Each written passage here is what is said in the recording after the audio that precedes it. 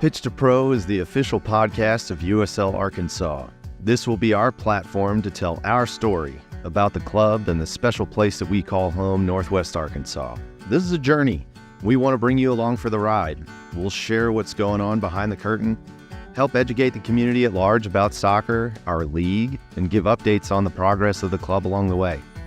Together, we'll explore and unpack our journey to professional soccer, the magic that is NWA, our community, and talk all things soccer from on the pitch to behind the scenes, telling the story of our club. Pitch to Pro podcast is proudly sponsored by podcastvideos.com. Podcastvideos.com is Northwest Arkansas's premier podcast recording studio. Equipped with industry-leading equipment, the recording studio and services save you time, money, and hassle. They are dedicated to helping you create, record, and publish high-quality podcasts for your audience. Hello, everybody, and welcome back to the Pitch to Pro podcast. I am your host, Wes Harris, Managing Director for USL Arkansas, Northwest Arkansas's professional soccer club, playing in the United Soccer League. Guys, it's that time of year again. We're gearing up for a lot of the top leagues in the world to begin play for the 2024-2025 season. There's a lot of anticipation and build-up, and rightfully so.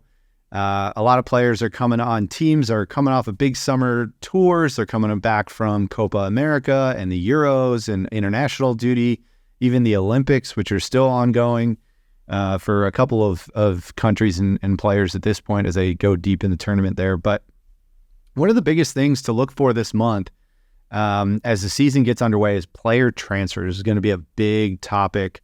A lot of news, a lot of buzz, a lot of combos. In and around teams and excitement and rumors. It's this whole industry that's been built on player transfers. And this is that time where players and teams are starting to scramble to put things together to get into the transfer deadline and make their squads fresh for the upcoming season. And I thought it would be cool to kind of dive into that.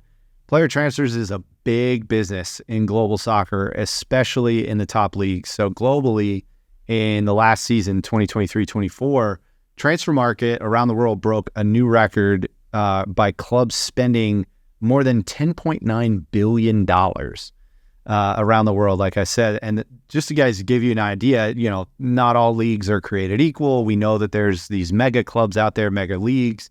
The Premier League and its clubs, so 20 teams, was responsible for nearly a third of that spending, which is just wild. And so today I thought it would be fun to kind of, like I said, dip our toe a little bit into the world of player transfers in the market and talk about how things go down in that space and what does it mean for clubs and players and then fans. So first, what is a player transfer? What am I talking about? What do I mean when I say player transfer? And it's pretty simple. It's a business transaction, not to dehumanize players, but it is a business transaction between two separate clubs in which a player transfers their contract from one club to the other.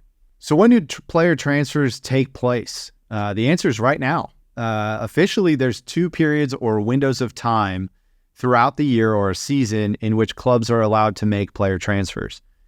Those windows can vary by nation as decided by their respective governing bodies, although typically they are pretty consistent within a few days of each other around the world.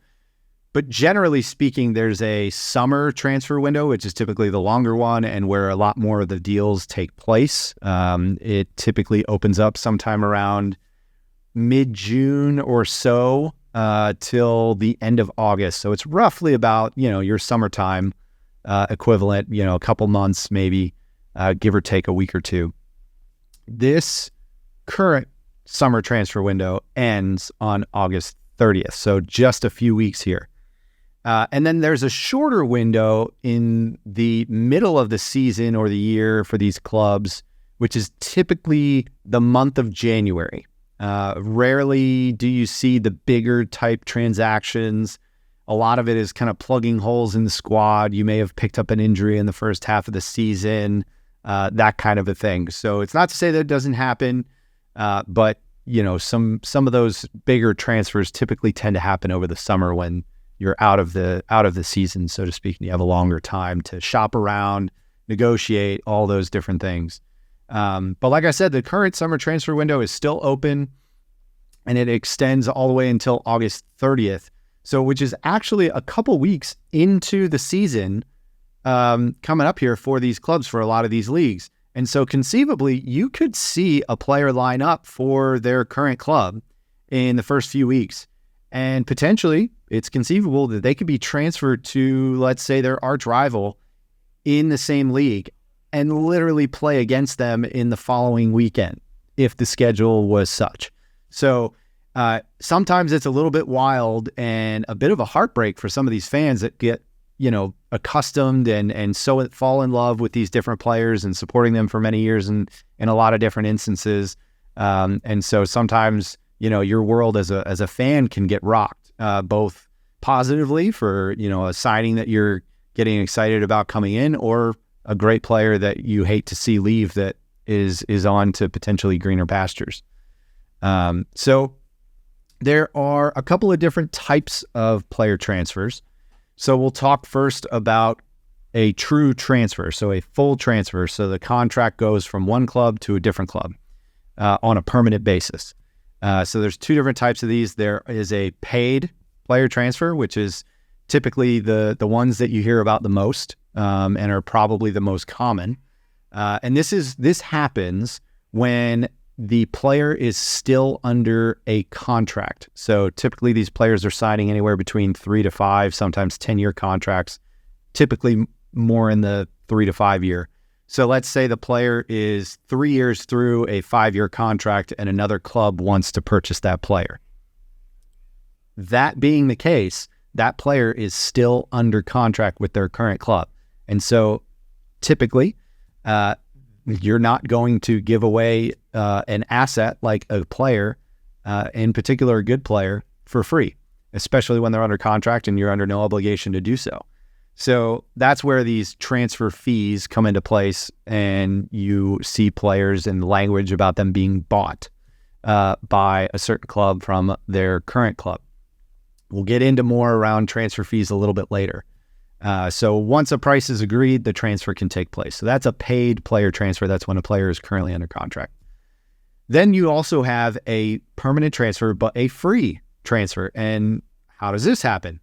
This happens when a player's contract expires. And so they either run out their current contract, or they didn't get offered a new one, or they decline to sign a new one, whatever the case may be for that current player and club relationship.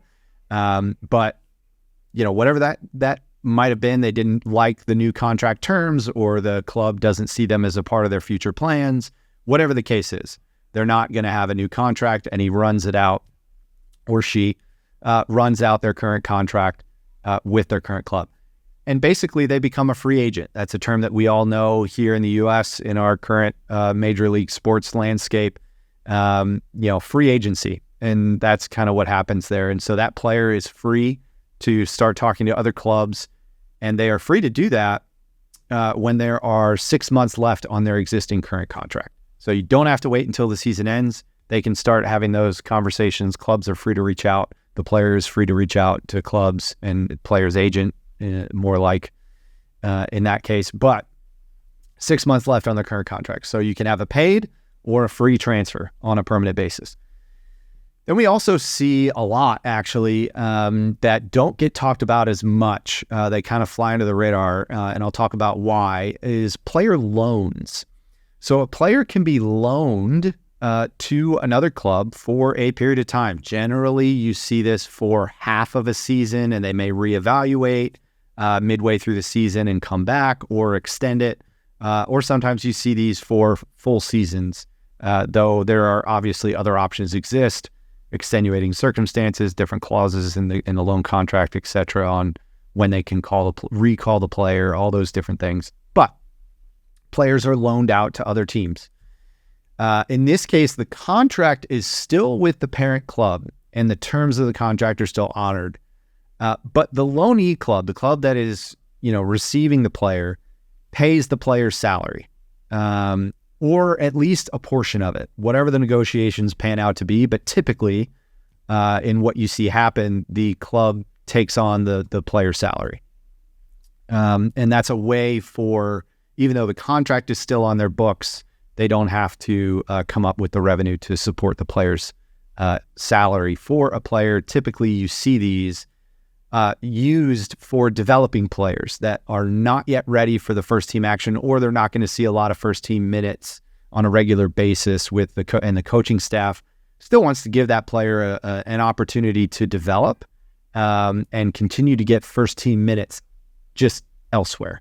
A lot of times what you see is like Premier League clubs will loan players to second or third or even fourth tier clubs in the UK English soccer pyramid, so lower leagues, to get them better, first team minute playing opportunities, or other leagues in Europe.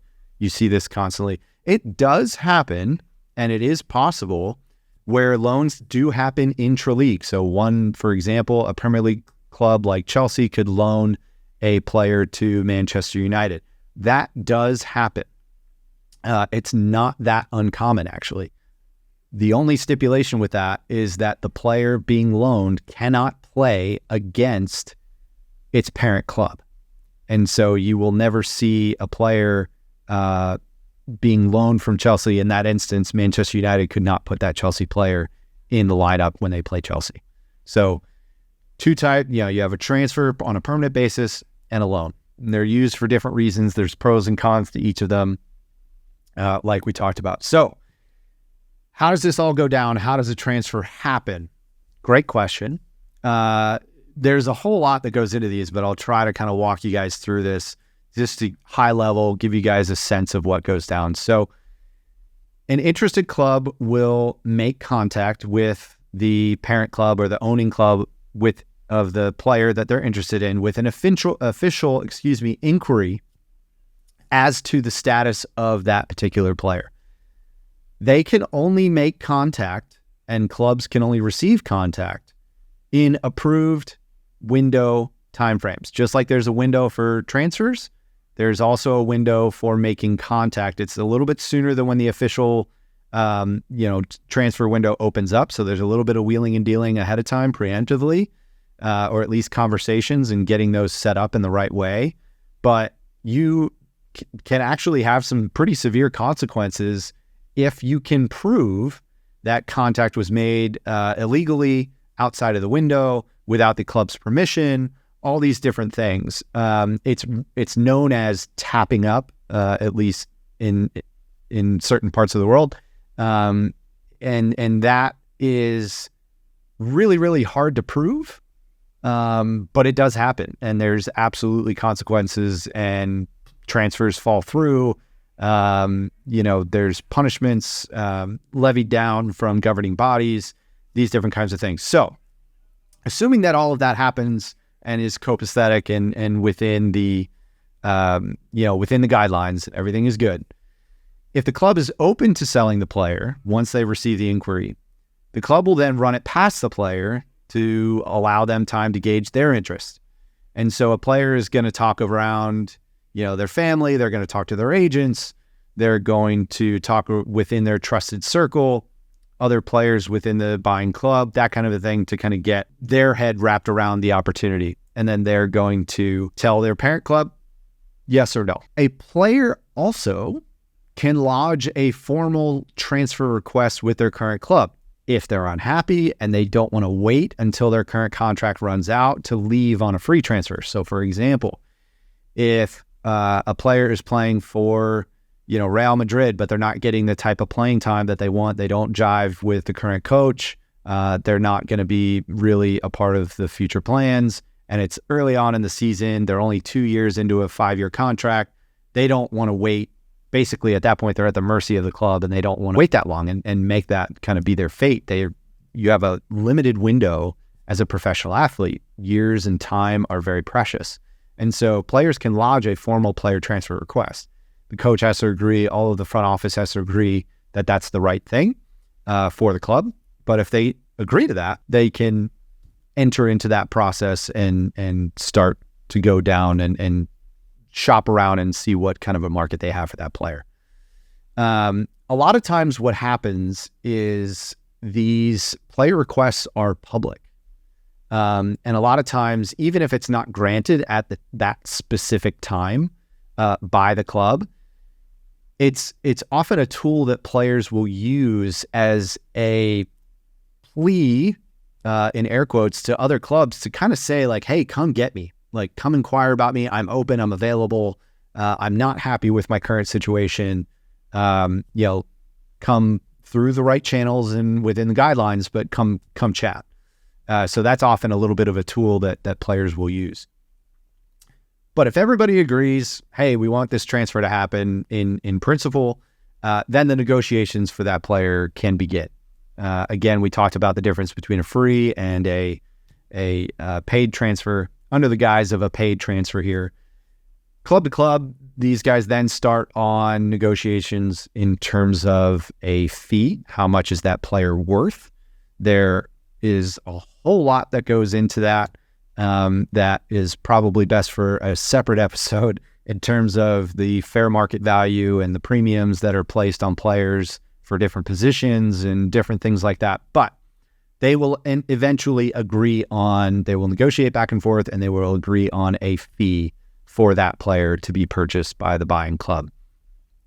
A lot of other additional things can be added into these contracts as part of kind of a negotiation tactic to either reduce a fee or what have you, or get some additional revenue based on anticipated performances. So for example, you may take a lesser fee of a player, but you will put into your contract what's called a sell-on clause.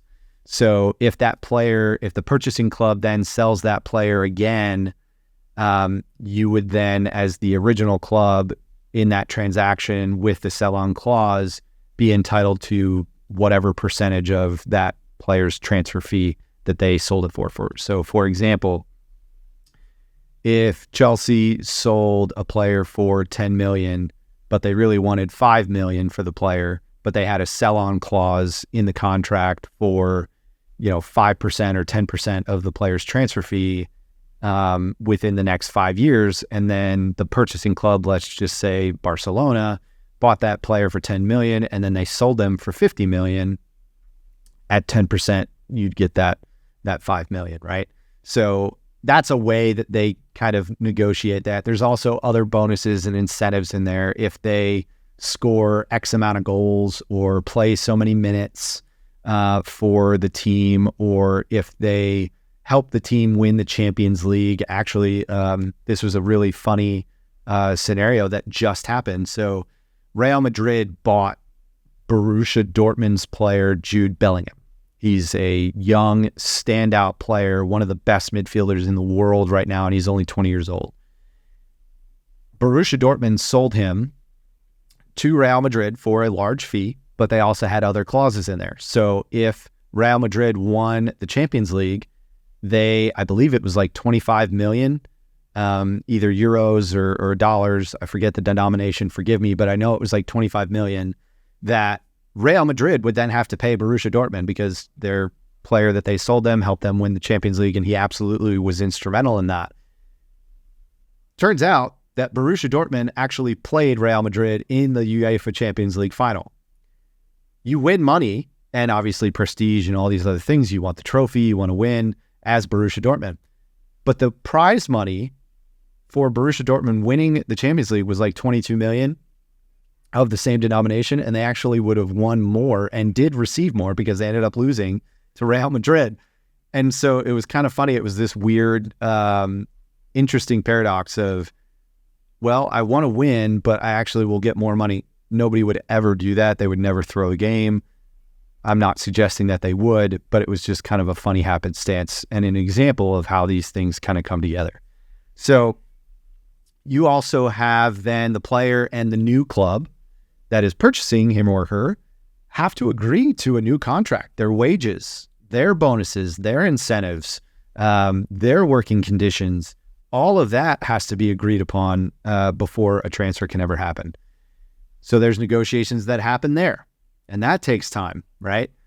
You then that player has to clear a medical exam with their new club. This is important because a lot of times injuries are a problem for certain players. They're a big factor. It's a professional sport. They happen all the time, and it's an unfortunate part of the sport, but it's business. You're buying an asset, right? And so if you're buying a rickety building, that is going to have an impact on either the overall decision to purchase it or the value of which you're willing to pay for it. And so the medical exam serves those two purposes. One, to make sure that there's no underlying issues that could be a really serious issue long-term that would just kill the deal, like non-starter. Or are there some kind of nagging, injuries as well that maybe aren't a serious issue long-term, but definitely are maybe some grounds for the front office team to go back and try to negotiate a better price that aren't living up to the value proposition for that player. Then once you check all of that stuff out, everything's been negotiated, everything's been agreed upon, papers are signed, you then actually have to submit all the paperwork to the governing body on time and within a certain time frame of when the transfer window closes. And this is actually a very real issue because there's a flurry of activity that happens in the last 72, 48, and even 24 hours of the transfer window. And almost every year, you see deals that, as sometimes big deals, that are talked about and taken as like, hey, this is happening. Fans get excited.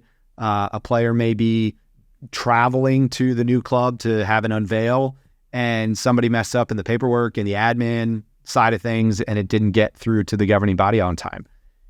It's rare, but it does happen. And so that's something to always watch and be mindful of as we talk about transfers. Okay, guys, I think we're going to call it good for today.